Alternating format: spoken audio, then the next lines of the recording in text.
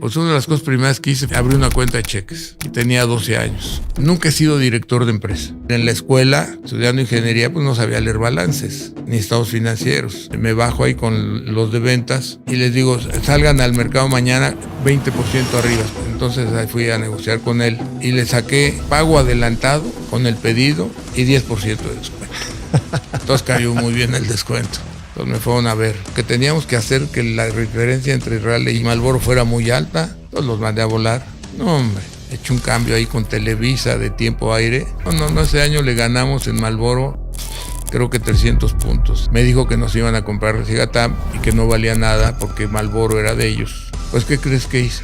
Subí 20% el precio de Marlboro, vamos a exprimir a Marlboro y se va a caer su participación de mercado. Tardaron 3 meses en volver.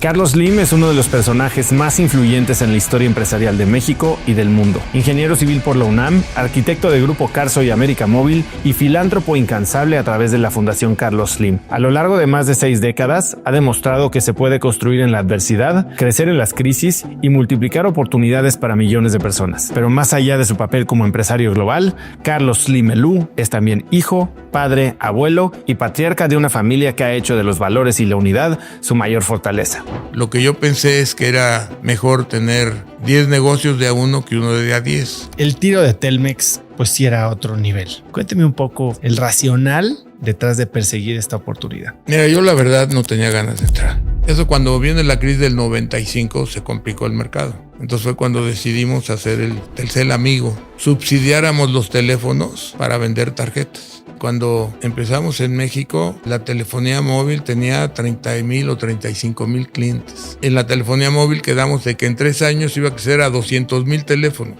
Llegó a 230,000 y llegamos a tener 85 millones, ¿no? Ahorita creo que andamos en 82 millones de teléfonos. Lo bueno que hicimos en Telmex fue que sacamos Telcel de Telmex para que fueran competidores, porque era clásico que trataban que la celular no funcionara porque le iba a afectar a la otra. No, las pusimos a competir a las dos.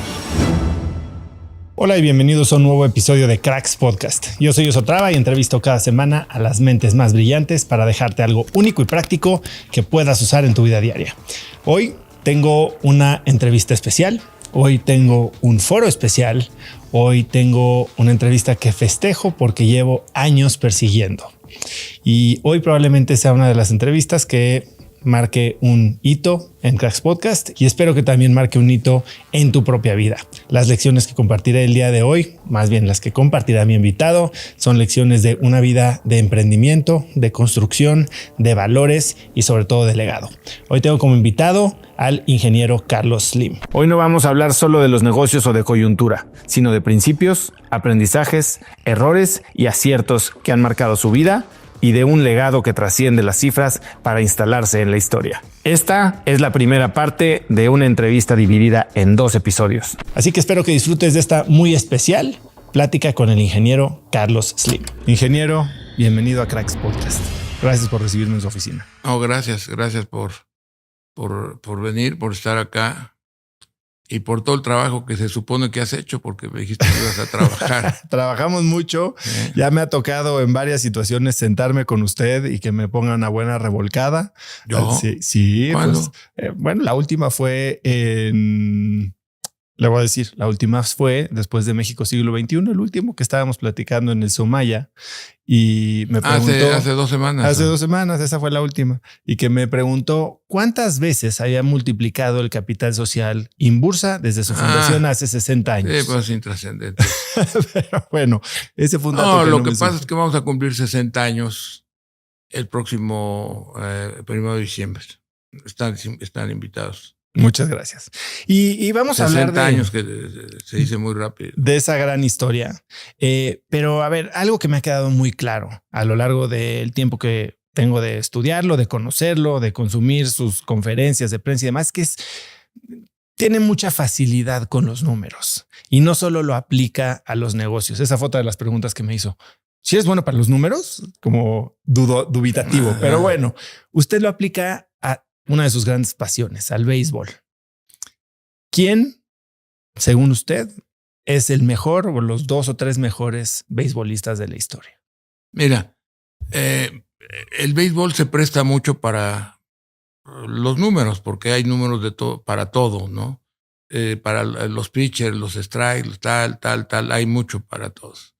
Pero a mí me gusta también llevarlo y verlo en el atletismo.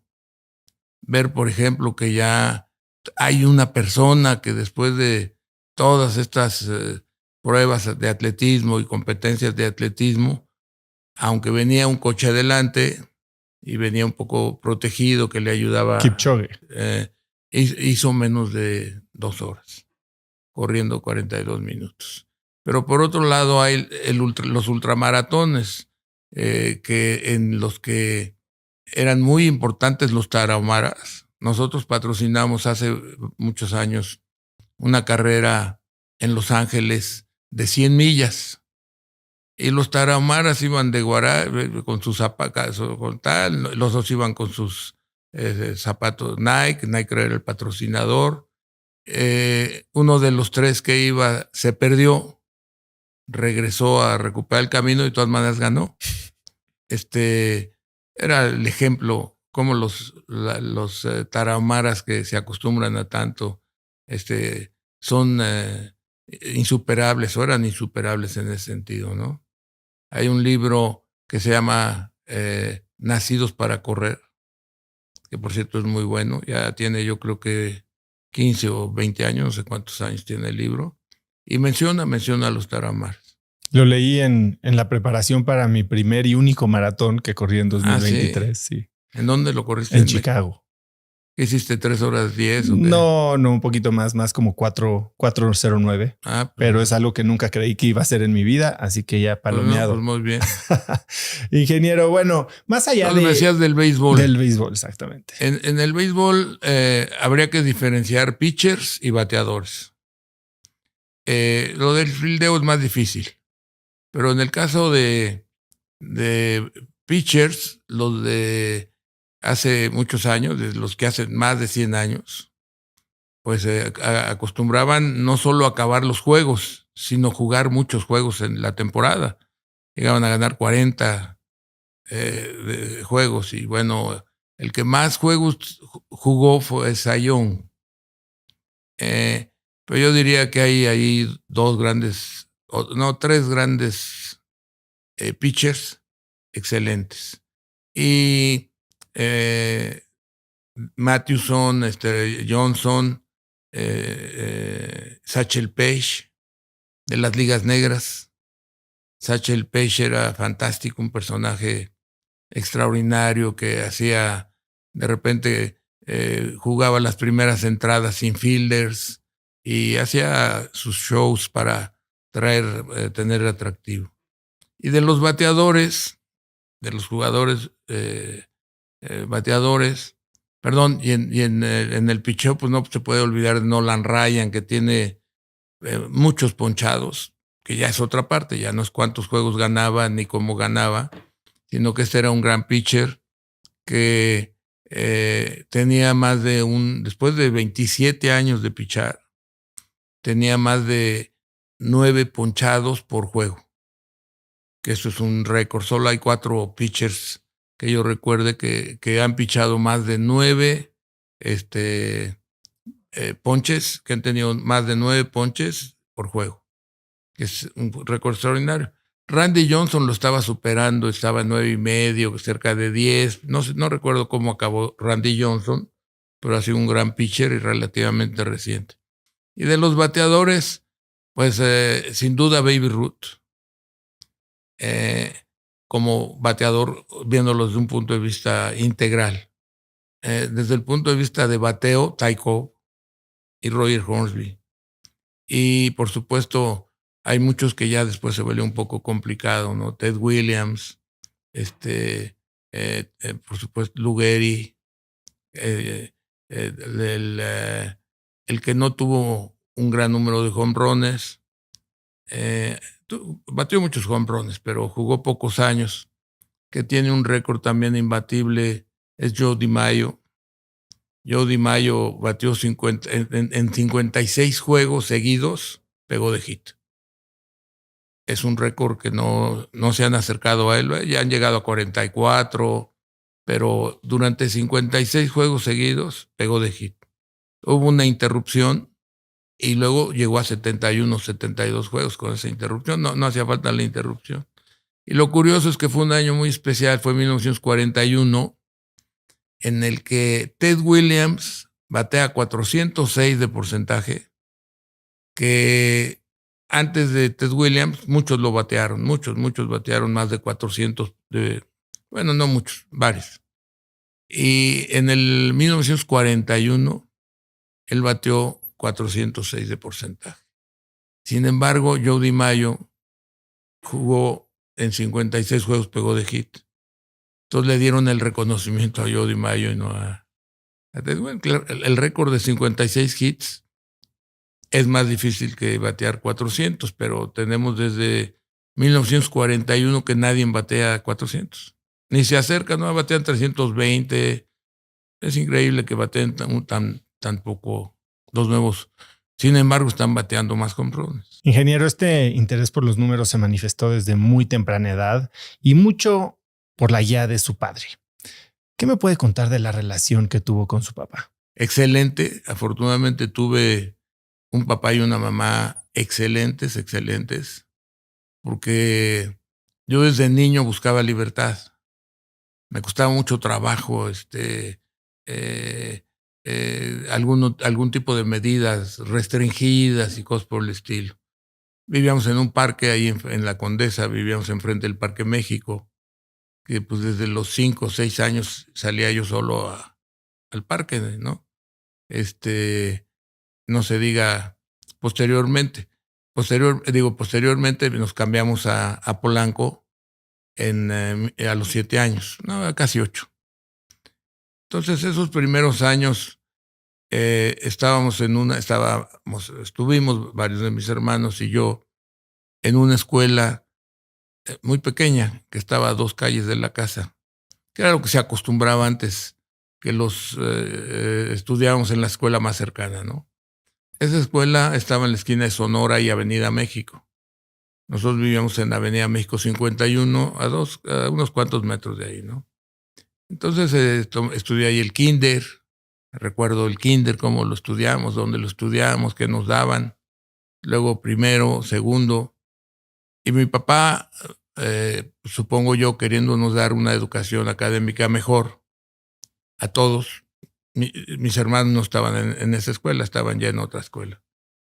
Nos inscribió y nos metió a una escuela que era la escuela inglesa para varones, que estaba en la esquina de lo que es ahora Tíber y Reforma. Una escuela de esos grandes casonas antiguas, en que éramos 60 o 50 en la clase, maestros muy estrictos, pero sobre todo estábamos de medio internos y no podías hablar en la comida. Entonces todo ese tipo de cosas para mí eran irracionales e inaceptables. Tenía 8 años. Entonces, bueno, pues regresé como a los 8 días o 10 días a decirle a mi papá y a mi mamá que no aguantaba yo esa escuela, que no podía hacer. Y tuvo la inteligencia de mi papá de regresarme a mi kinder. Ya había considerado, seguramente preguntó cuál era de las mejores escuelas, le dijeron que esa. Nos inscribió y todo, y cuando vio que afectaba mi carácter, mi personalidad, mi vida, que lo rechazaba yo totalmente, me regresó a mi escuela. Entonces, para que veas la magnitud o la fórmula, no la fórmula, la forma de pensar más en formarnos que la parte académica. La parte académica en aquella época además era muy estricta, irracional, era con origen militar y religioso, yo creo. Entonces la educación de esa época era de memorizar, no de razonar, era de disciplina, de no discutir lo que se decía, no opinar, etcétera, etcétera. Era una educación muy rígida, digamos, ¿no? ¿Qué influencia cree que tuvo en usted y principalmente en su formación no académica sí humana, que es lo que me acaba de mencionar, pero más empresarial, porque sé que desde muy pequeño le empezó a enseñar cómo funcionaba el mundo de los negocios. Más bien, fue que mi papá, de una manera muy inteligente, yo digo, pensaba en la formación de nosotros. Para él era importante la escuela y que fuéramos a la escuela, etcétera, pero lo más importante era la formación. Y eso incluía lo que decía yo hace un rato, principios y valores. Eran como inamovibles, eran firmes. Entonces, desde ese punto de vista, creo que fue muy claro que se preocupó más por la formación de nosotros que por el aprendizaje académico, ¿no? O por las calificaciones. Yo no sé si alguna vez vio calificaciones, pero no era una preocupación, sino la formación. Entonces, eso es por un lado. Por el lado que estás diciendo de enseñarnos a trabajar, sí hubo obviamente, en ese sentido, le preocupaba eso más que lo mismo académico, ¿no? Entonces, mi papá llegó a México a los 15 años. Se fue a trabajar a Tampico, ahí estaban sus hermanos. Entonces trabajaba en un puesto en un mercado de Tampico, en donde, por cierto, había ahí un personaje, no recuerdo ahorita el nombre, muy, muy importante, que llegaba muy temprano al mercado, que se ve que era de él el mercado. Y le decía, ándale, despiértate ya, ponte a trabajar, ya es hora. Entonces era un trabajo pesado, un clima caliente, y en las noches pues iba a la escuela a tratar de aprender a leer, a aprender el español. Era muy difícil porque en esa época era del árabe al español, era Imperio Otomano, ¿no? Posteriormente, a partir de 1918, que son derrotados en la Primera Guerra Mundial, los turcos, se vuelve protectorado francés, entonces se habla ya el árabe y el francés, ¿no? Pero eso ya es después del 18. Mi papá llega en el 1902 a México. Entonces, ahí era de mucho trabajo la formación. Después se viene con sus hermanos a la Ciudad de México. Yo no sé si en 1904 o 1906. Muy rápido.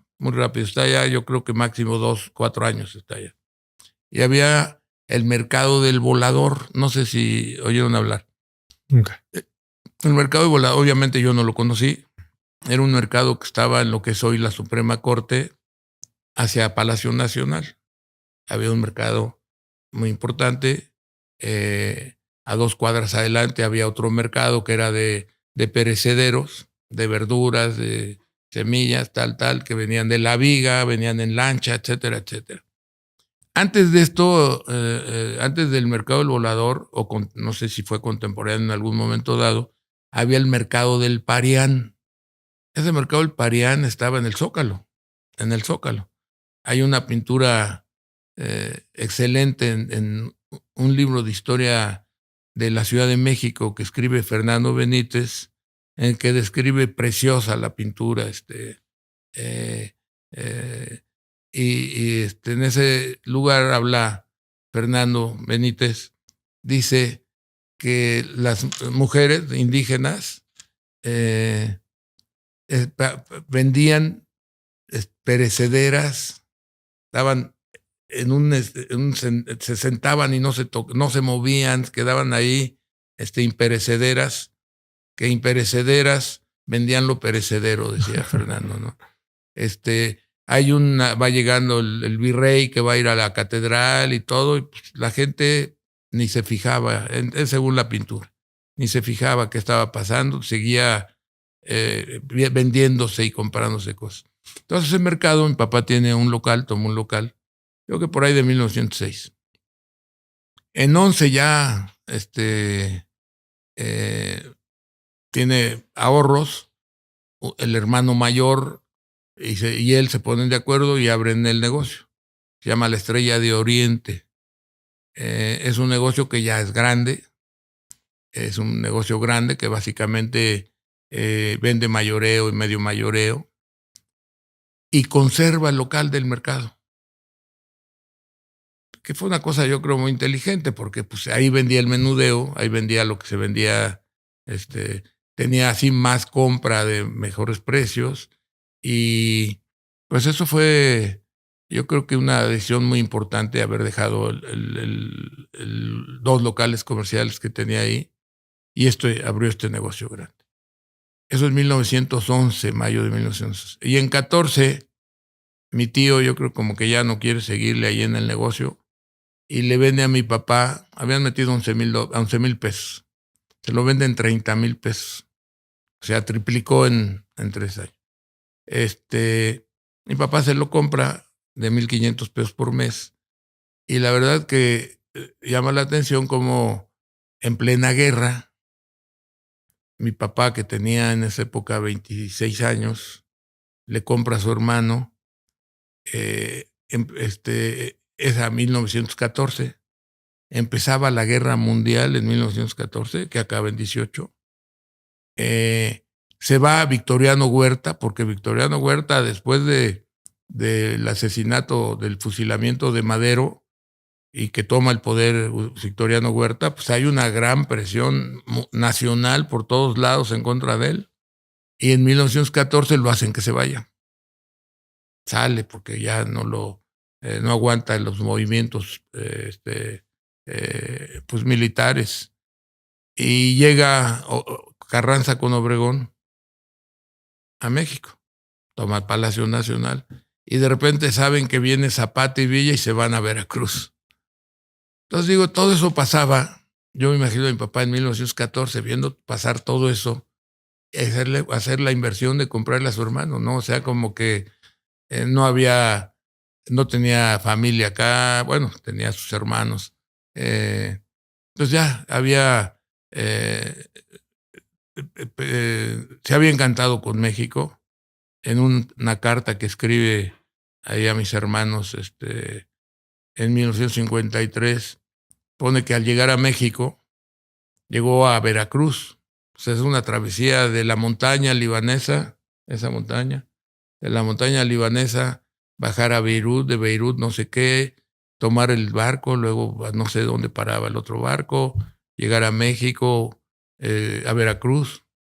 Y dice que más que el gusto de haber llegado a México a ver a sus hermanos, o inclusive de hacer negocios o hacer dinero, trabajar, lo que más le había encantado en este país al que había llegado era la gran libertad que había, sobre todo religiosa. Pues era la época de oro de Porfirio Díaz. La época de oro de Porfirio Díaz yo creo que es como de 1890 a 1908, no, 6, no sé cuándo, ¿no? Sabemos que se va en mayo de 11. Entonces, te diría que mi papá trabaja muy intensamente ahí, y por algún motivo que he estudiado y le he dado vueltas, creo tener la decisión, él lo cierra en agosto de 1929. La crisis dura, muy fuerte, es en octubre que se caen los mercados. Él cierra en agosto del 29 el negocio. Era un negocio grande, muy grande, que trabajaba muy intensamente. Hay un reglamento que tiene, etcétera, etcétera. Y pues lo cierra. Después entra como miembro de la Confederación de Cámaras de Comercio, Nacionales de Comercio. En esa época se viene la Gran Depresión, 30, 31, 32, 33, 34.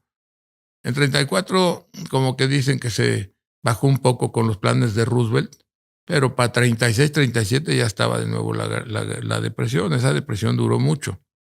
Muchos dicen que se resolvió por la Guerra Mundial, porque en la Guerra Mundial hubo un cambio enorme, y después de la guerra pues vino un crecimiento muy importante.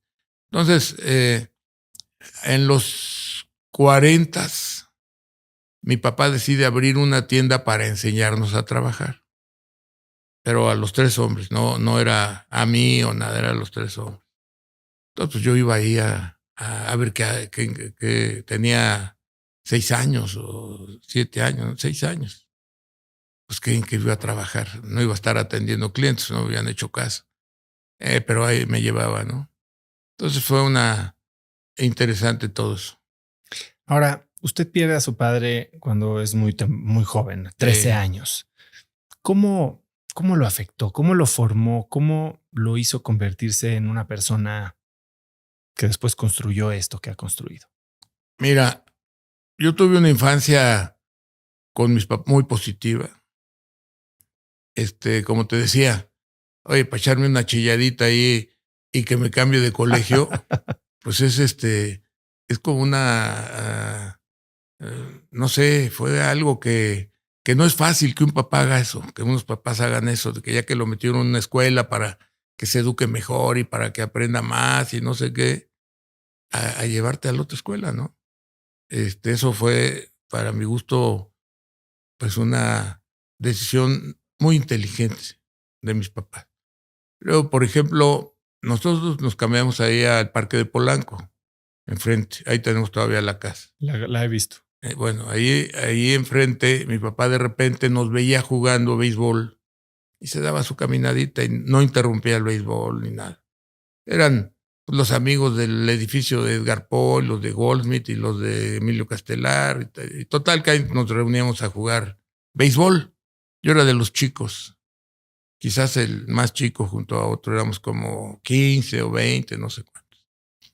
Entonces fíjate otra cosa que hacía mi papá.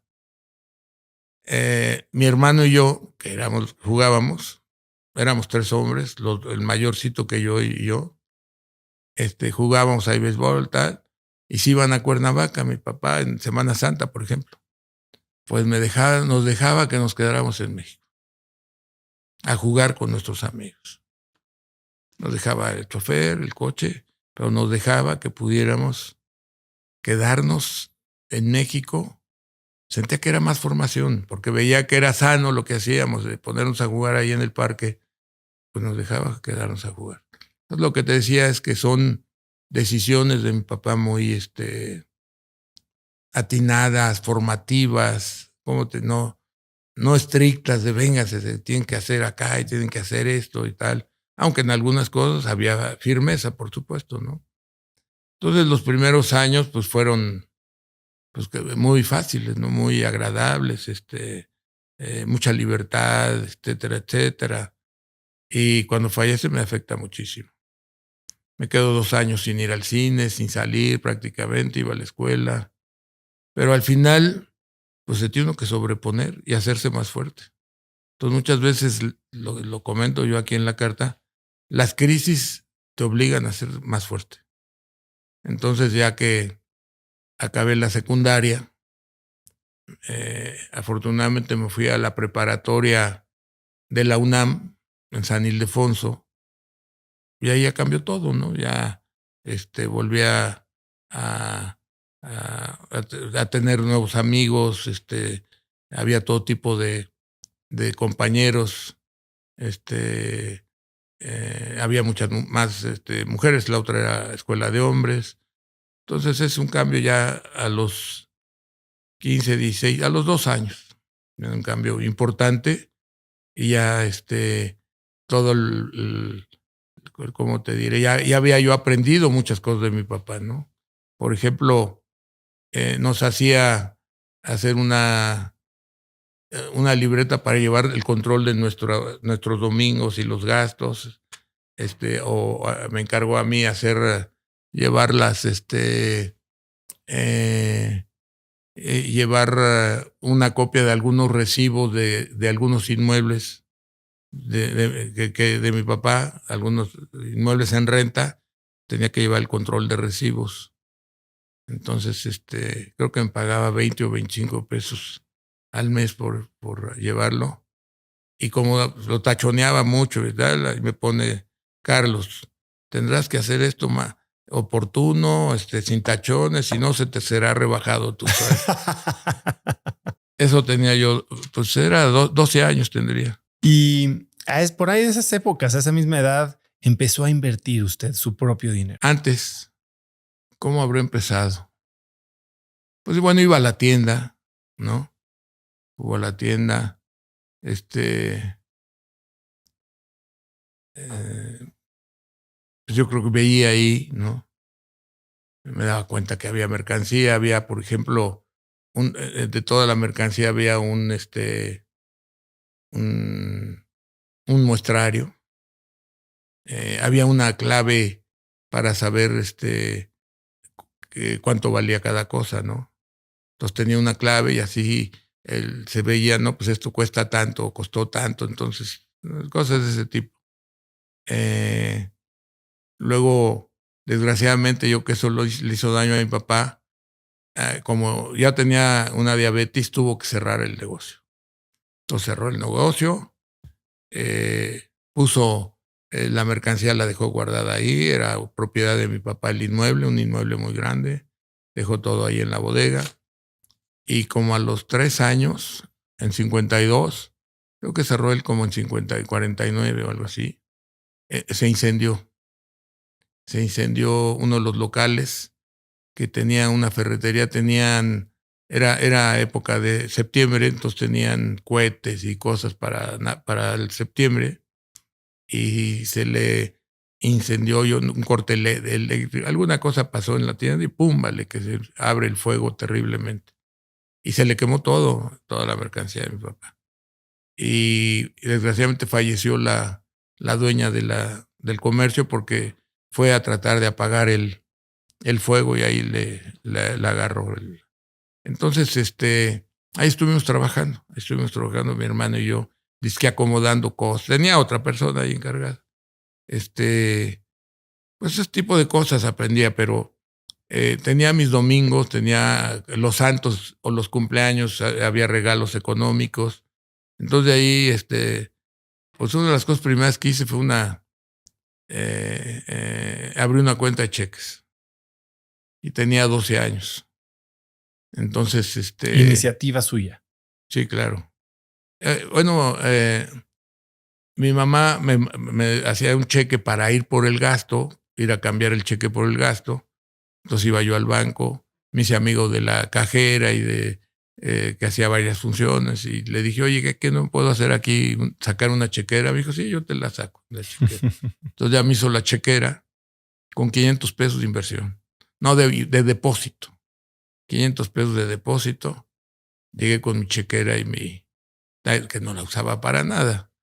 Entonces, arreglé con mi mamá que me diera el cheque de la colegiatura, lo depositaba en el banco y de ahí sacaba yo para pagar, ¿no?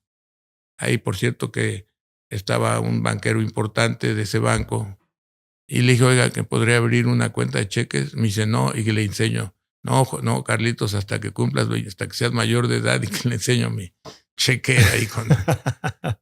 tenía 12 años. Luego me di cuenta que no servía para nada la chequera, ¿no? Pues no te daba intereses, no producía nada. Luego compré acciones, empecé a comprar acciones. Empecé a comprar acciones y de Banamex, 30 acciones. Empecé a hacer balances en enero, cuando cumplí 15 años. Hice un balance ahí con las acciones que tenía, los activos que tenía y los pasivos, ¿no? Un balance personal. Estuve haciendo cada mes en esa época, que era lo que nos enseñaba mi papá, lo que nos pedía de llevar orden y hacer esto. Entonces lo empecé a hacer así para llevarlo ordenado y funcionó muy bien. Quiero adelantar un poco el tiempo. Se va a la universidad, es maestro, se toma su año sabático y después regresa y empieza a invertir más en forma. Hasta ese momento estuve invirtiendo toda mi vida hasta el 65. Hasta el 64 eran inversiones, ¿sí? En mi año sabático fue en 64. En 63 me fui a Chile a un curso etcétera, etcétera. Y en 64, que hice el año, en 65, ya en lugar de inversiones, ya empiezo actividades empresariales. Compra jarritos. Sí. ¿Qué fue lo que le llama para cambiar de ser un inversionista pasivo a alguien que quiere operar? Era natural, estaba planteado. Mira, yo había puesto mi tienda en la casa. Además se llamaba El Cielo, está bonito el nombre, ¿verdad? A ver en cuál lo debería de usar. Porque iba yo al centro histórico, caminaba solo, ¿no? Pues ahí, en esa época no había tanto problema, ¿no? Caminaba solo por todos lados. Y vi que había una tienda con mucha gente que vendía dulces. Entonces resultaba que era una especie de depósito de mercancía, e iban a comprar ahí en el medio mayoreo, pues para los puestos de lacayo, para los estanquillos o para no sé qué tantas cosas. Y veía que todo valía muy barato, ¿no? Entonces, por ejemplo, desde los chicles Adams estos, que valían como $3.60 en lugar de $5, los chocolates Yoyo, los tinlarines, los almondres, todo. Esta tienda los compraba del fabricante y se volvían distribuidores de los fabricantes. Entonces, por eso tenían un buen precio y vendían a un buen precio. Entonces, no, ya tenía yo experiencia de eso, ¿eh? Entonces, pues hasta lo que se llamaba el turista, ¿te acuerdas del turista? Uh-huh. Que luego le llamaron Monopoly. El turista, pues jugabas ahí, comprabas propiedades y vendías y pasabas por un lugar y por otro, etcétera. No, yo desde mucho tiempo pensé en la actividad empresarial. Y una vez que compra esta primera empresa, entiendo que el mismo año, en el 65, funda Inbursa, o Sí. bueno, la primera iteración de Inbursa, ahora por eso van a cumplir 60 años, y empieza no solo a concentrarse en una empresa y a dedicarse a ser el embotellador, empieza a construir un portafolio. ¿Cuál fue la lógica de empezar a diversificarse tan? Bueno, mira, primero, como que nunca he sido director de empresa. Entonces, más bien tengo la actividad empresarial, ¿no? Eso de tener la actividad ejecutivo, pues, si llegas a las 8, haces tu junta a las 9, luego a las 10, luego a las 11, tienes tu programa, estás viendo que funcionen las cosas todos los días, a todas. Yo siempre he tenido un carácter más empresarial. En los negocios hay 4 tipos de gente, más o menos, ¿no? Obviamente la empresa mediana y chica es el mismo, ¿no? Es el empresario, el ejecutivo o director general, el inversionista, que ni es director ni es empresario, pero invierte porque te tiene confianza, invierte contigo y está en el consejo, etcétera, etcétera, pero no es ejecutivo ni eso. Y ese es el tercero. Y el cuarto, pues son los que se dedican a representar ante los organismos empresariales y a las asociaciones, y que tienen más un carácter político que empresarial. Entonces, lo que yo pensé es que era mejor tener 10 negocios de a uno que uno de a 10. No sé si me explico. Uh-huh. Entonces, esa fue una de las razones. Entonces, por ejemplo, la embotelladora la compramos a un amigo de mi hermano. Él tenía el 40, yo el 40 y otro amigo el 20. En Inbursa pasamos por muchos niveles. Antes yo ya había sido agente de bolsa. Tenía ya conocimiento. Ahí aprendí uno mucho, porque en aquella época le hacías de todo. De operador, liquidador, análisis empresarial. Aunque había 2 libritos muy buenos, hay uno que se llamaba ¿Qué es la bolsa? Y otro es Investigue antes de invertir. Mira, me acordé de ellos, que eran muy interesantes, ¿eh? Investigue antes de invertir, ¿qué es la bolsa? Entonces ahí aprendí mucho, porque vamos a ir en la escuela, estudiando ingeniería, pues no sabía leer balances, ni estados financieros. Luego te los ponían que el activo valía igual que el pasivo. Siempre, ¿cómo va a valer igual el activo que el pasivo? Entonces era el pasivo más el capital. Entonces ahí te das cuenta que el capital es el activo menos el pasivo da el capital, etcétera. Empiezas a aprender muchas cosas, ¿no? Y al empezar a construir este portafolio, también veo que tiene una fuerte predilección por encontrar o descubrir valor oculto. Empresas que podrían parecer emproblemadas o estancadas, usted las agarraba y veía algo que los demás no veían. lo que ves es cómo resolverlo. O sea, una empresa que está con cierto tipo de problemas o características, te das cuenta cómo resolverlo. Más que nadie se dé cuenta, pues todos se dan cuenta que está mal, ¿no?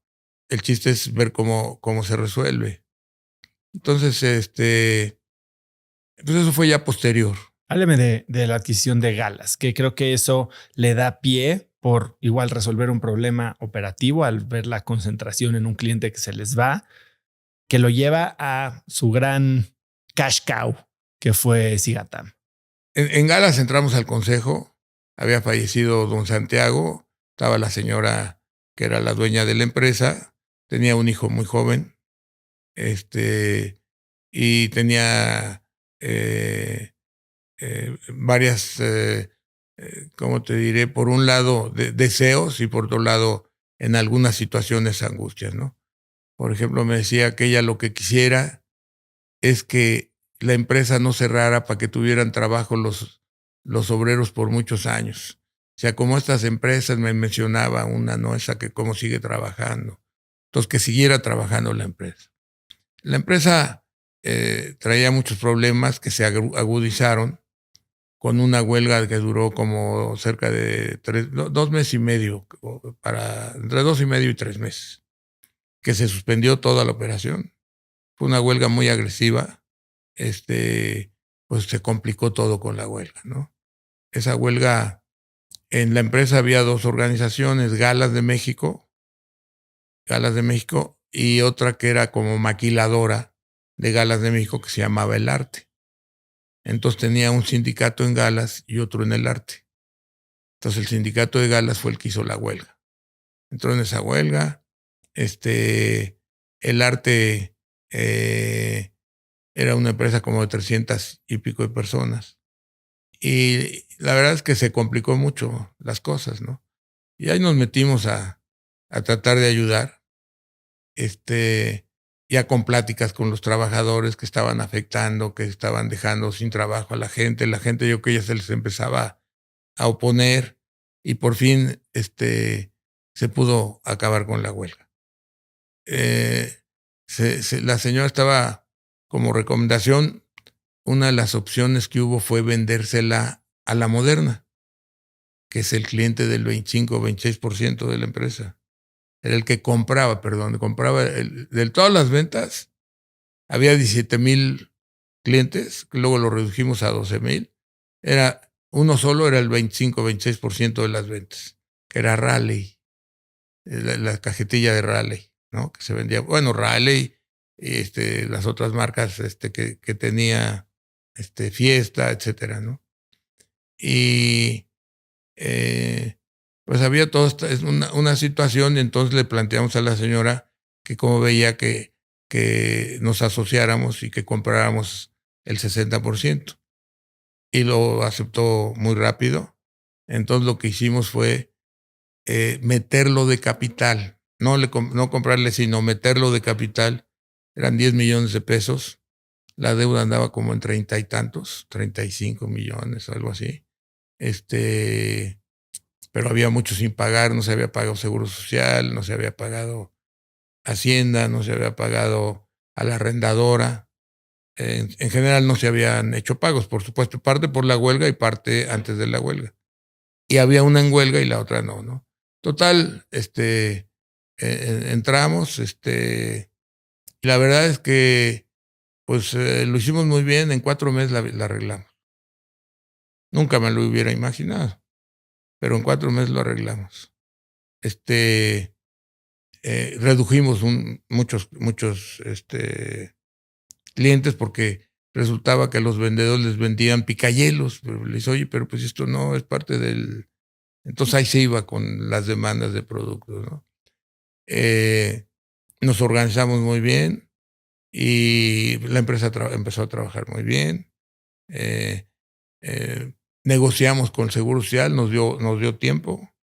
Con Hacienda nos dio tiempo. Casualmente Ramón Aguirre, que todavía es un gran amigo ahora Ramón Aguirre estaba antes de ser jefe del departamento, Estoy hablando de época de Echeverría, que ya estaba entrando López Portillo en 76, en primera época de Echeverría todavía.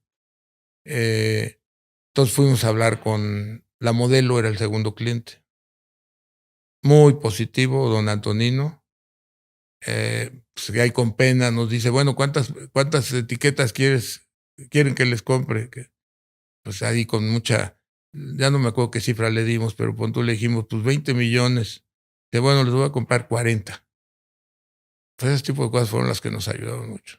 Wow. Luego encontramos que había corrupción. Encontramos que había un proveedor que tenía corrupción, entonces pues congelamos, renegociamos precio con ellos, etcétera, etcétera. Entonces estuvieron haciendo cosas muy buenas, rápidas, se trabajaba, se recuperó toda los impresos que no se habían hecho. Nos agarró época buena porque entramos en mayo por ahí.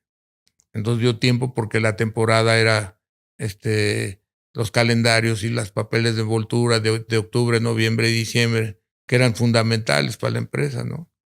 Entonces esos dio tiempo. Y curiosamente el 31 de agosto, que llevábamos junio, julio y agosto, 3 meses, el 31 de agosto sale en la noche el director del Banco de México y el secretario de Hacienda para decir que se va a devaluar el peso. Fue el único anuncio. Y al día siguiente, el presidente Echeverría lo ratifica. El peso se había quedado a 12.50 por 22 años. El peso valía 12.50 desde la devaluación de 1954. En época de Ruiz Cortines, en Semana Santa. Por cierto, en cada Semana Santa la gente compraba dólares durante muchos años. Entonces, en 1976 viene esa devaluación. Entonces, me bajo ahí con los de ventas y les digo, salgan al mercado mañana 20% arriba, suban 20% arriba el precio y salgan mañana a vender. El dólar se fue de 12.50, pero no se fijó un precio. Anduvo en 22, subió a 28, bajó a 10, tal, andaba alrededor de 20, 22 pesos. Cuando nosotros salimos a vender, pues ya tenía el papel y la tinta. Fui a hablar con Claudio González, que no lo conocía, que estaba furioso porque no le pagábamos a los proveedores. Entonces le habíamos dado garantía de que le pagábamos y total, insistía en que la íbamos a quebrar, que no sé qué, que no iba a salir la empresa. Entonces ahí fui a negociar con él. Fue mi encuentro, yo no lo conocía. Y le saqué pago adelantado con el pedido y 10% de descuento. Entonces cayó muy bien el descuento. Eso fue muy al principio. Todavía me acuerdo, un día se lo voy a recordar. Te estoy hablando de 1976, hace 49 años. Ahí lo conocí. Entonces, oye, comprar el papel 10% más barato. El papel era fundamental en la empresa, pues todo llevaba papel, las etiquetas llevaban papel, las calendarios llevaban papel, todo llevaba papel. Entonces, conseguir el descuento conseguimos el descuento en las tintas porque traíamos ese asunto, logramos diferir los pagos de fiscales, teníamos también adeudo con la arrendadora que había financiado unos equipos, también hicimos un alargamiento, a todos les pagamos, pero sí cuidamos el apoyo por cierto que a Kimberly le di garantías yo de unos terrenos que tenía, y a pesar de eso, nada, hasta que le dije, bueno, te pago, cuando te hago el pedido, te doy el cheque, te pago, y me saqué el 10%, fue muy buen descuento ese. Entonces resulta que en agosto, pues empezamos a salir a septiembre, cuando nadie salía al mercado a vender calendarios, a vender y teníamos el material, teníamos las tintas, teníamos el precio del papel, etcétera. Entonces ya para septiembre ya estaba muy bien la empresa. Ya traía muy buenas ventas, traíamos muy bien controlados los gastos, habíamos empezado a pagar. Muy bien, muy bien. Fue muy rápido. Y entonces Resulta que la Moderna les dice, ya no los necesito. Después hubo 2 crisis. Una que me entero que anda el arte, ya no Galas. En Galas hicimos buena relación, eran 2 muchachos y había otro ahí medio complicado, pero había apertura en la plática y en todo, y en el trabajo y todo. Y en el arte se empiezan a mover los del FAT, y unos movimientos que hubo en esa época muy agresivos muy radicales. En la Modelo había problemas, por todos lados había problemas. Entonces me entero que ahí está muy caliente ahí la cosa. Y entonces le digo a Carlos, oye, ¿qué tan mal está? ¿Por qué no le dice a Luis Flores? Luis Flores era un cuate encargado de encuadernación, no me acuerdo qué área era. Había jugado americano en Pumas, entonces le tenían respeto. No, estaba fornido. Entonces dije, oye, dile que pregunte, que haga una encuesta, porque a él ya le tienen su respeto, ¿no? Entonces resulta que la encuesta salió muy pareja. Yo digo, no, si salió pareja es que estamos perdidos. Entonces ya me decían que había uno de los obreros que había sido líder sindical anterior, que lo golpearon en el metro, fue en el metro, lo maltrataron. Entonces de plano, esa muy buena estrategia que me eché. Hablé con los 2 muchachos de Galas, les dije, oye, ¿cómo verían que el personal del arte se venga a Galas? Les reconocemos su antigüedad, etcétera, etcétera, y que Galas sea la única empresa aquí de... Sí, jalaron. Entonces a la mañana siguiente pusimos una banca, una mesa, y conforme iban llegando, los íbamos invitando a que se incorporaran a Galas. El 90%, 93% entró a Galas. Reconoció la antigüedad, pues además era la base de la empresa, ¿no? Y pues entonces quedaron como el 8% que se opuso. Era un sábado en la mañana.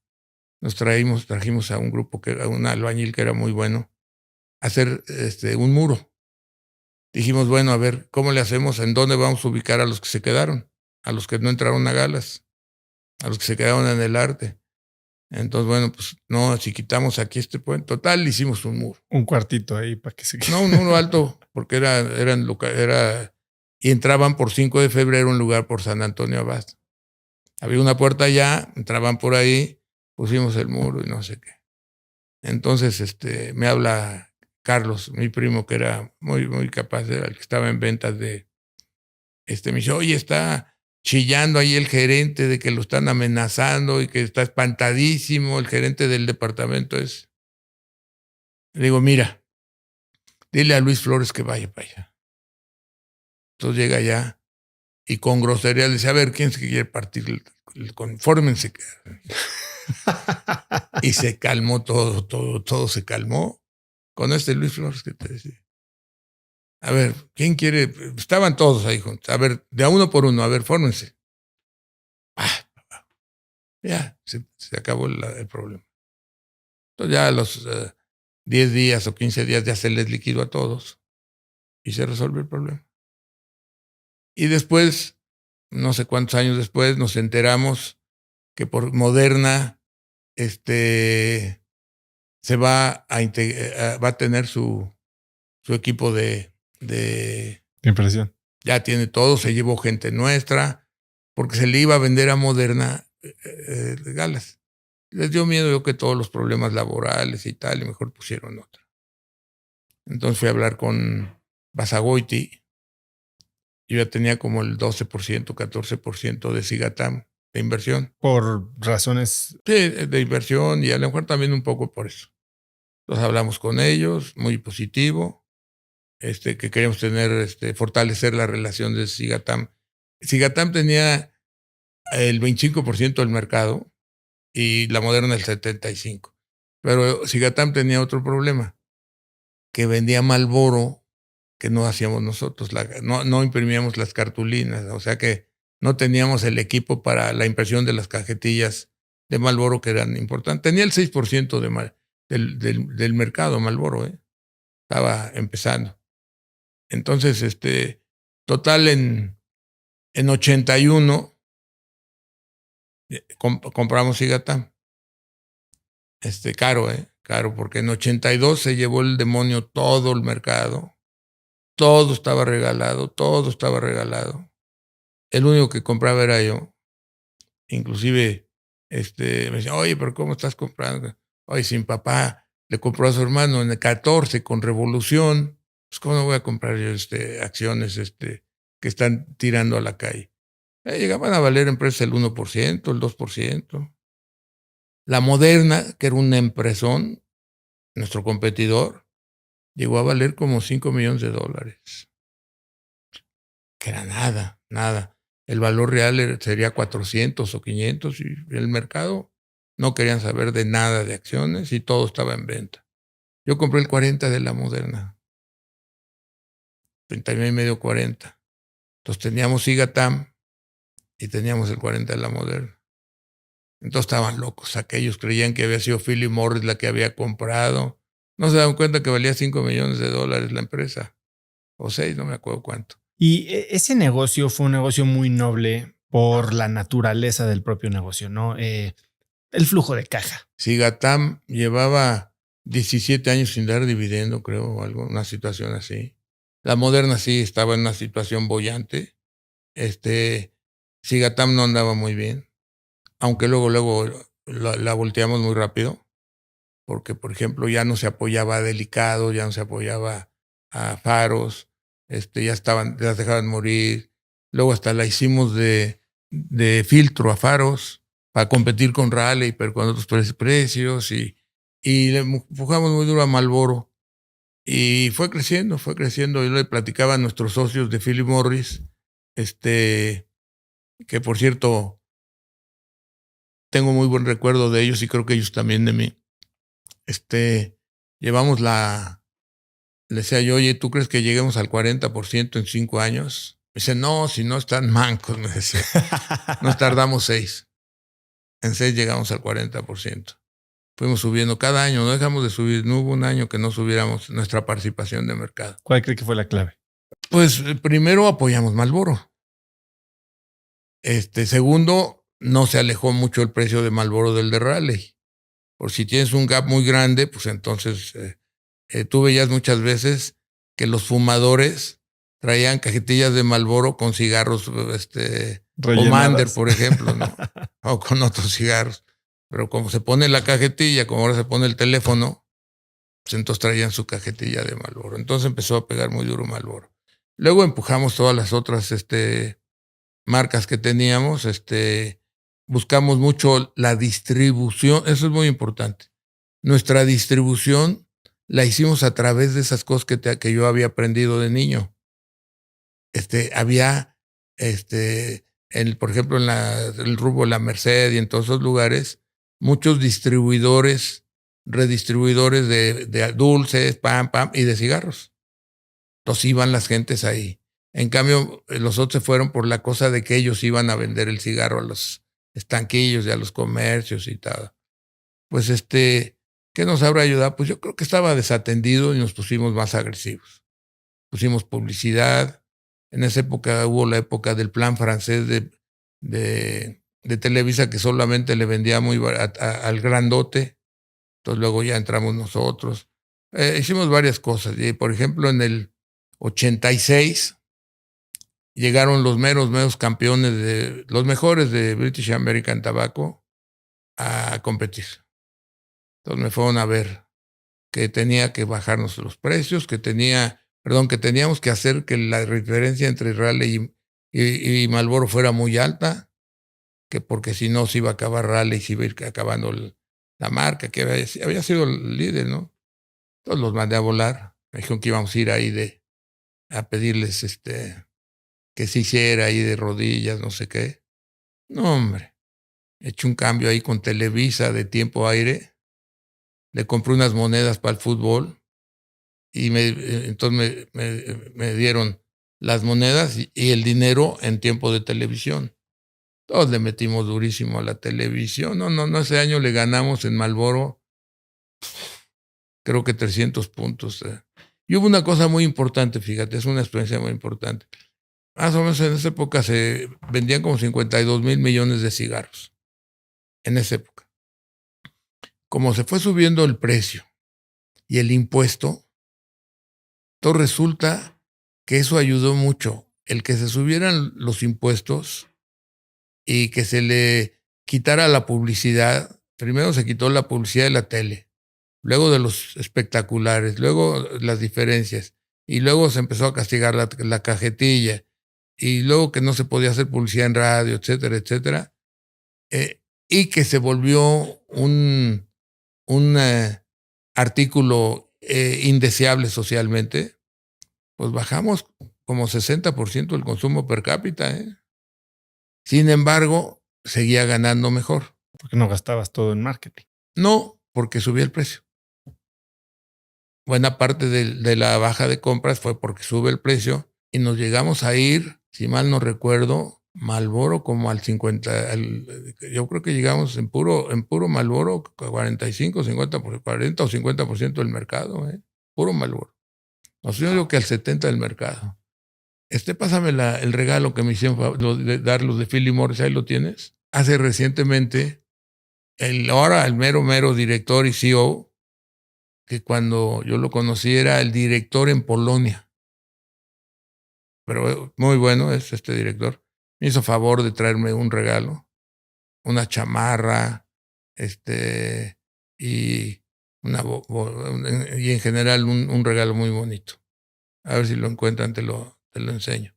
No, es que me mandó una caja así como de regalo, en que la abrí y decía en un lado Marlboro y en el otro Carlos. Es un detalle muy cálido, ¿no? De estos amigos. Ingeniero, este negocio que ha logrado hacer mucho más ¿El de Cigatam o el de Cigatam, entonces le sigue abriendo puertas y es cuando compra la aseguradora. Ese negocio teníamos el 72% y Philip Morris el 28%.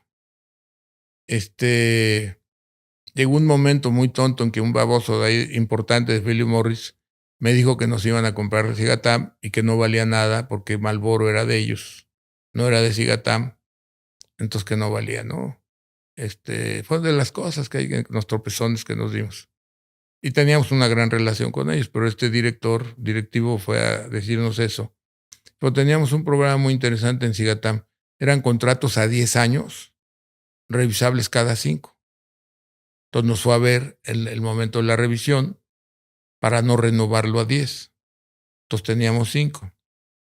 Entonces dijo que nos iba a pagar nada, no sé, muy agresivo, en un plan de decir Marlboro es nuestro, entonces no vale nada Cigatam. Entonces, pues, ¿qué crees que hice? Pues subí 20% el precio de Marlboro. Entonces dije, vamos a exprimir a Marlboro y se va a caer su participación de mercado. Tardaron 3 meses en volver por él. Eso fue un paso importante. Después, en el mercado, pues teníamos liquidez. Entonces pudimos, de hecho, hasta Cigatam nos dio dividendo. Cigatam ya tenía una posición importante, fuerte, financieramente estaba mucho mejor. Y pues, mira, Loreto y Peña Pobre valió $1.5 million. Compramos el 23% de Firestone en $160,000. Fueron una situación muy irracional en la que nada valía. Telmex valía creo que 160 millones o 200 millones de dólares en el 90. Pásame la historia de Grupo Carso, ¿no? Entonces, pues todo estaba. Reynolds no valía nada, las toallas de aluminio no valían nada. Moderna, pues ya te decía que valía 5 millones. Kimberly se bajó mucho. Todo se bajó mucho. Y esta idea de seguir invirtiendo en momentos de crisis, cuando todo el mundo está corriendo para cubrirse, vendiendo, saliéndose incluso del país, ¿siempre lo remontó a esa lección de su papá? ¿Cuál? La de comprarle al hermano en momentos donde todo el mundo tenía miedo. Mira, la verdad que eso, me enteré de eso. No Después. Bueno, es una muy buena historia. No, pero después lo tengo muy claro. Lo tengo muy claro. No, pero además era obvio. No, decían que estaba yo mal, etcétera. Luego, por ejemplo, el fondo de inversión que fundamos en 81, pues tuvo como 15 años con rendimientos de más del 20% en dólares, ¿no? Entonces, esta es una historia ahí que escribí un poco del grupo. Y aquí tengo los precios. Bueno, aquí fue como compramos a Jarditos del Sur, luego condominios, bienes raíces, las empresas que hicimos.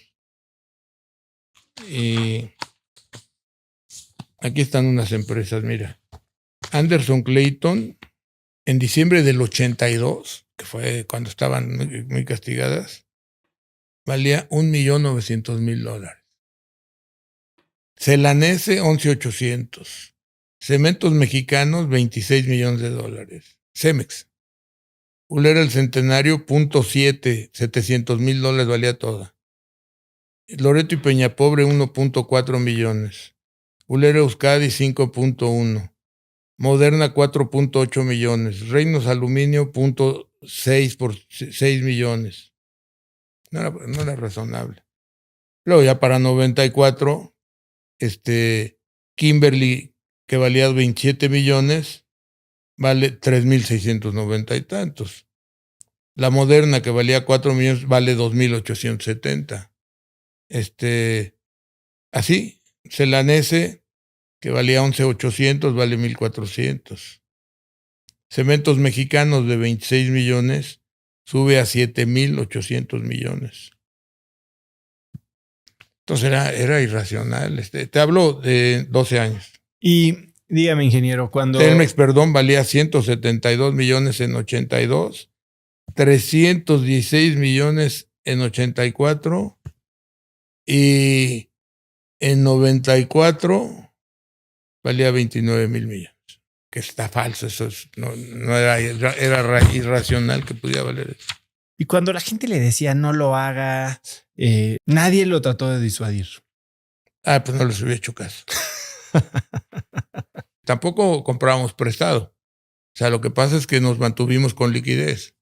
Por ejemplo, el fondo de inversión que te digo, cuando las acciones estaban muy baratas, se iba a 70-80% de inversión en acciones. Y cuando ya se encarecían las acciones, se bajaba a 60% de acciones, ¿no? O sea, se ponía más conservador, y cuando los precios eran regalados, se ponía más abajo. El tiro de Telmex, pues sí era otro nivel. Era algo pues mucho más grande, mucho más ambicioso. Requería, pues como lo hizo, ¿no? Juntarse con los franceses, juntarse con los gringos. Cuénteme un poco el racional detrás de perseguir esta oportunidad. Mira, yo la verdad no tenía ganas de entrar. Entonces el gobierno estaba promoviendo a ver quién entraba, y primero habían promovido a Fernando Senderos porque Manuel Senderos había sido el presidente del consejo. El presidente del consejo primero fue Trullet. Cuando muere Trullet se queda Manuel Senderos. Y luego ya cuando toma la mayoría el gobierno en época de Echeverría, tienen el 48% en preferentes, las vuelven ordinarias y compran un 3% y ya se quedan con la mayoría. Ese fue el proceso, ¿no? En 72 ya se vuelve una empresa del Estado. Y entonces hacen cosas ahí, tanto antes como desde que se vuelve mexicana en 58. Era privada pero extranjera. Se vuelve privada mexicana en 58. Y toma la mayoría el Estado comprando 3% Echeverría en 72. Bueno, un mal manejo todo el tiempo de la empresa, muy, muy mal manejada todo el tiempo. Y nosotros pensamos en no entrar. Entonces me insisten, oye, es que necesitamos que entren, están promoviendo que haya varios empresarios. y abrieron a que entraran los extranjeros. Ahora, no se vendía Telmex, se vendía el 20.4%. Se vendía el 20.4%. Ahí entramos 3 al final del día. Estuvimos hablando con los extranjeros y primero con los españoles. No había modo de ir con ellos, muy pesados. Y total fuimos con los franceses y los españoles. Estuvimos a punto de no entrar porque querían ellos tomar las decisiones. Yo les dije que no, que esas las tomamos nosotros, los mexicanos acá, no sé qué, teníamos la mayoría. Total, pues ya se iba a descomponer, ya no íbamos a entrar.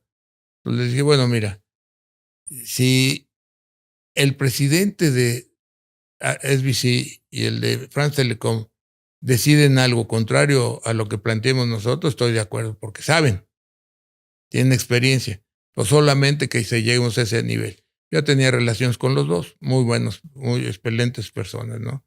Todavía sigue siendo un gran amigo el de SBC, que era Southwestern Bell y que ahora es AT&T, y el otro de France Telecom también.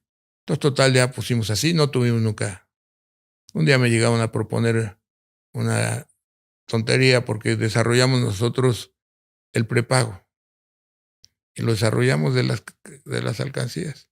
Entonces me dijeron, no, que el prepago, me pidió una cita y que el prepago es muy peligroso porque canibaliza. No, se los mandé a volar, ¿no? ¿De dónde nace esta idea del prepago? Es una genialidad que nace de resolver un sistema operativo complicado que era vaciar las alcancías. Sí, eso era lo que era un problema porque se llenaba la alcancía y ya no funcionaba, no traían dinero, entonces ya no funcionaba, tenían que traer la bolsa llena de 20. Esto es francés. En Francia estaban ya usando las tarjetas de prepago. Entonces se cambiaron los aparatos a que con una tarjeta pudieras pagar. Y vamos a vender 28 millones en un mes de tarjetitas, ¿eh? Y ahora vendemos cualquier cosa porque ya los teléfonos públicos no funcionan y el IFETEL todavía no nos autoriza a quitarlos. Ahora, lo de Telmex, hubo presión de que por qué no le entrábamos del Banco Internacional, de Hacienda, de todos lados.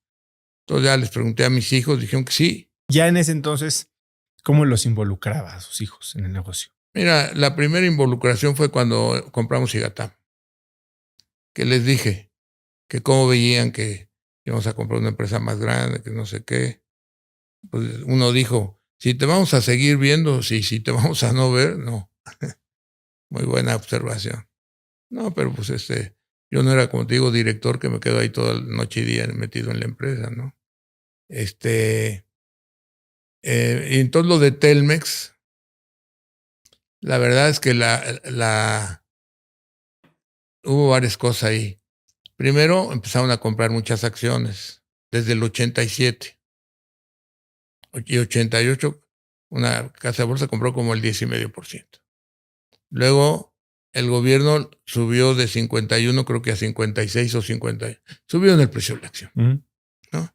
La acción que valía 200 millones o 300 o 400, se la llevaron y se vendió a 8,600. Fue el precio de venta. La verdad es que estaba todo tan mal hecho que había muchas cosas. Había 2,200,000 clientes sin atender. 3 años de lista de espera. 2 años y cacho. 2 años y cacho. Muchas cosas mal. Y nunca dijo, esto está tan mal, ¿por qué seguir? ¿Por qué sí hacerlo? De una empresa que la volvimos fantástica. Además, el personal jaló muy bien, de tal manera que competimos contra los 2 más grandes del mundo. Fíjate, competimos contra AT&T. Ya no me acuerdo, era AT&T y Avantel. Una estaba ligada a Bancomer y a Alfa. Y la otra a Banamex. Entonces imagínate, las 2 más grandes del mundo y con los 2 bancos más grandes del mundo. Nos dijeron que iban a recoger el dinero con palas y muchos tenían miedo de que nos iban a hacer talco y que no sé qué tanto y que no íbamos a estar listos a tiempo para que se conectaran ellos. No, hombre, estuvimos listos el 1 de enero. Y entonces querían algunas de las gentes mías y el francés, creo que era, que en mayo cambiáramos ya los precios y las condiciones y todo. Pero no, espérense a ver qué van a hacer los otros, les digo. Total, entraron muy a lo tarugo. En lugar de ponerse de acuerdo con ellos y usar una sola red, cada uno hizo su red. Pero resulta que había 3 redes. No, una estupidez. Lo bueno que hicimos en Telmex fue que sacamos Telmex de Telcel de Telmex para que fueran competidores. Porque era clásico que en Francia, por ejemplo, trataban que la celular no funcionara porque le iba a afectar a la otra. No, las pusimos a competir a las dos. Nosotros entramos con Telcel ya que estaban en el mercado Usacell y la otra, o sea que nos llevaban un año de tiempo, yo creo. Y vuelve a ser la genialidad del prepago, pero ahora usando esto que le llama usted el modelo Gillette. Así le llamé. Eso cuando viene la crisis del 95 se complicó el mercado. Entonces fue cuando decidimos hacer se llamaba Telcel Amigo, que era la idea Gillette era que subsidiáramos los teléfonos para vender tarjetas. Eso fue al principio. Entonces compraban el aparato, lo hacías más accesible el aparato, entonces ya teniendo el aparato compraban tarjetas. Esto funcionó sobre todo en Estados Unidos, que ninguno quería meter el progreso. Todo el mundo decía que era una tontería, que el prepago era una tontería. ¿Con qué argumentos? Pues probablemente canibalismo y menor ingreso. Una tontería. Entonces nosotros lo echamos a andar en México. Fíjate, cuando empezamos en México, la telefonía móvil tenía 30,000 o 35,000 clientes en 1991. Quedamos de hacer un plan trianual, eso fue una cosa que me ayudó. Hice mi plan trianual para que la gente supiera qué esperarse, ¿no? Para que no digan, no, hombre, sí, es lo mismo, o dijera, no, prometen y no van a cumplir. Entonces hicimos qué cosa iba a hacer cada. Y en la telefonía móvil quedamos de que en 3 años iba a crecer a 200,000 teléfonos. Llegó a 230,000. Y llegamos a tener 85 millones, ¿no? Ahorita creo que andamos en 82 millones de teléfonos. Y en Estados Unidos empezamos como con 100,000, 130, y nos fuimos hasta 25 millones. Luego se ajustó como a 22 millones, pero en Estados Unidos era muy, muy importante porque además era muy caro el servicio. Pero total que ahí está Telcel, le han hecho todo lo que han querido en contra de ella, incluido el duopolio, el gobierno del duopolio. Bueno, y le ha pasado también en el resto de América Latina, ¿no? Ha habido países que hasta José Mujica la traía contra usted, ¿no? No, al revés. Primero, me saluda muy afectuoso. Tuve la oportunidad de platicar con él en un viaje a Uruguay, que me voy a volver a ir ahora. No, la verdad es que no deberíamos estar en Uruguay. Porque en Uruguay las telecomunicaciones son del gobierno y no te dan permiso de nada. No sé para qué lo abrieron. No te dan permiso de dar televisión de paga. No te dan permiso de tal cosa. No, si ahí Uruguay controla las telecomunicaciones, no sé qué participación tenga, pero muy alta. No está abierto a la competencia. Ingeniero, en una de las conversaciones que tuvimos, le pregunté cuál había sido su peor inversión en todos los años que lleva como inversionista, y me dijo que no era la peor inversión hecha, sino la peor desinversión que había hecho. Cuénteme de la decisión de vender el que era 4.5% de Apple que tenía. Fíjate que no me acuerdo del porcentaje. ¿Quién te lo dio? ¿Usted? 4.5. Creo que le exagere. ¿Cuánto habrá sido, papá? Pregúntale a Legaspi. No sé si ese día me dijo que era 4. Es igual que fuera 2, 3 o 4. Son muchos billones. Cuénteme de esa decisión de desinvertir. Las compramos muy baratas cuando la vimos en una revista que tenía más liquidez de lo que valía. Y estaba un poco al azar, algo así, en una situación muy difícil. antes de que entrara Steve Jobs. Entonces pero las vendimos con utilidad, por supuesto, buena utilidad, pero no lo que hay. Yo no sé si nos hubiéramos quedado hasta ahora. Otro caso fue Amazon, que en 2008 o 2009 por ahí no valía nada.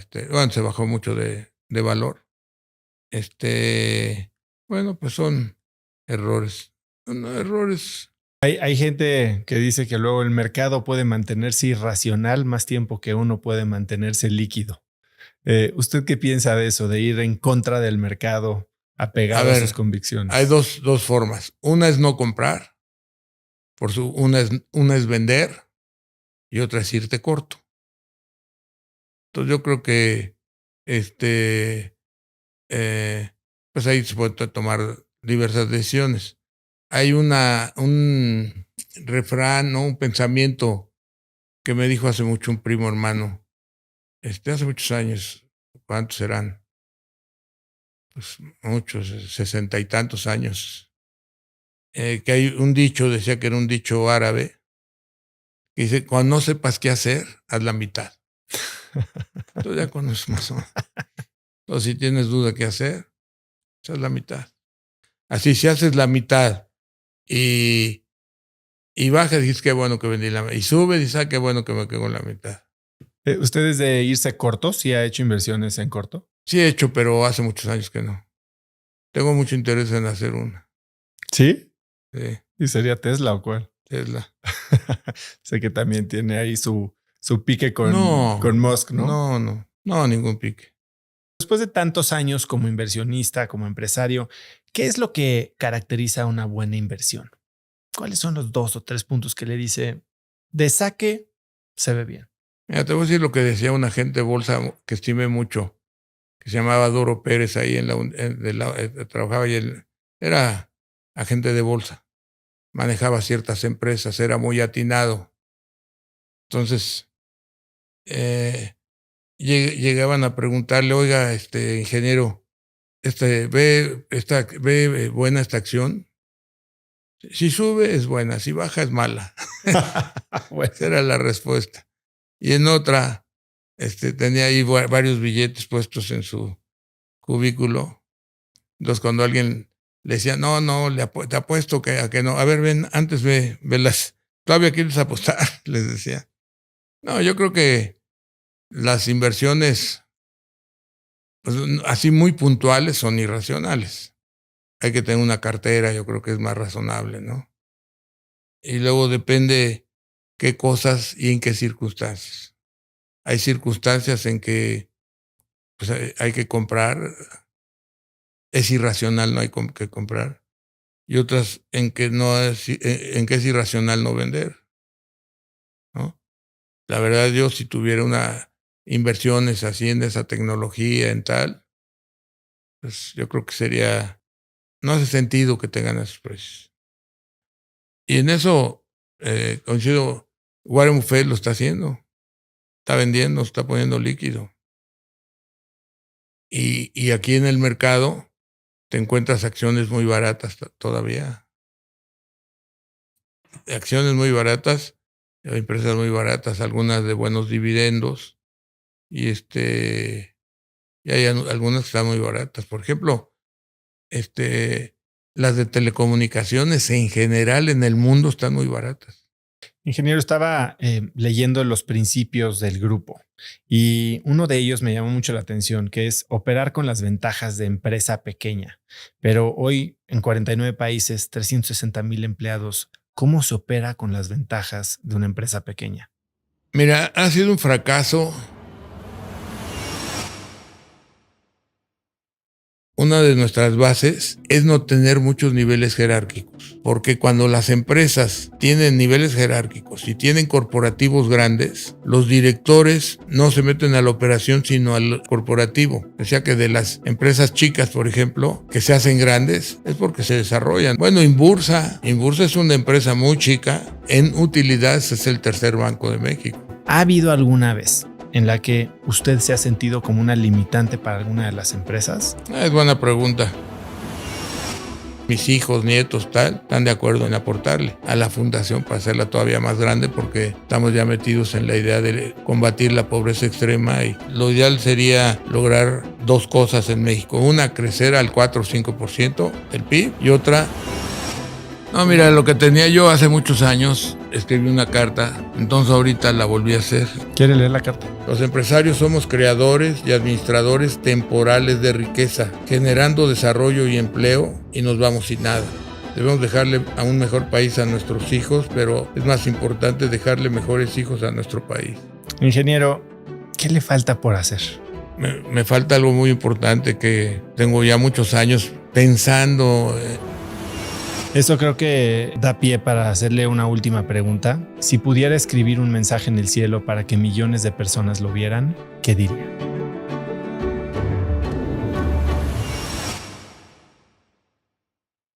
Muchas gracias por escuchar este episodio, y antes de irme, no olvides que si quieres recibir un correo muy corto pero cargado de valor de mi parte todos los días, de lunes a viernes, puedes registrarte para recibir Oso Traba Daily. Todos los días estaré compartiendo alguna noticia, alguna lección, alguna herramienta que pueden ayudarte a ti a mejorar tu negocio, a crecer tu empresa, a ser más productivo y a tener una vida más plena en general. Así que si no te quieres perder de esta información cargada de valor para ti, simplemente ve a cracks.la/correo, déjame tu mail y muy pronto voy a estar en tu inbox. Eso es todo por hoy. Yo soy Oso Traba y espero que tengas una semana de cracks.